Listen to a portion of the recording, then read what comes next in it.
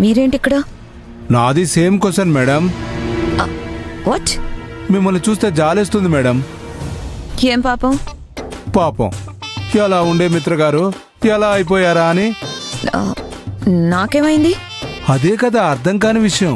మీకు అర్థమయ్యేటట్టు మాట్లాడడం రాదా? మేడం ఇంతకు ముందు అలాగే మాట్లాడేవాణ్ణి.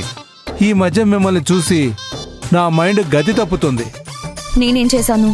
The great INT group of industries administrative CEO గారేంటి దొంగచాటుగా అదే కంపెనీ ఎండి మాటలు వినడం ఏంటి? What do you mean? మీరో పక్క నుంచి నేనో పక్క నుంచి విన్నాం మేడం. మీరు కూడా విన్నారుగా. నేను వినడం మీరు వినడం ఒకటేనా? అయినా నాకు తెలియక అడుగుతాను మేడం, ఆ అశ్విన్ గాడికి ఆనందికి పెళ్ళైతే మనకేంటి? కాకపోతే మనకేంటి?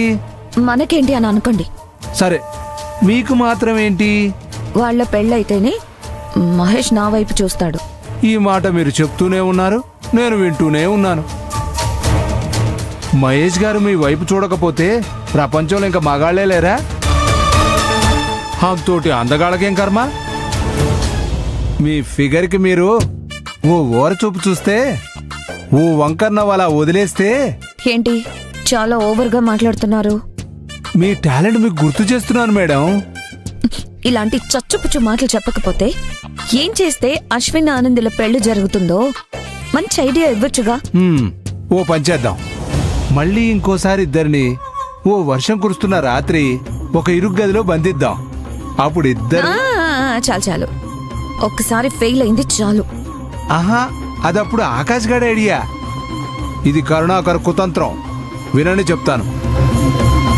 ఇద్దరిని ఒక గదిలో బంధిస్తామా, ఆ గదిలో తినడానికి కొన్ని పెడతాం, వాటిల్లో మత్తుమందు కలుపుతాం, అవి తింటారు.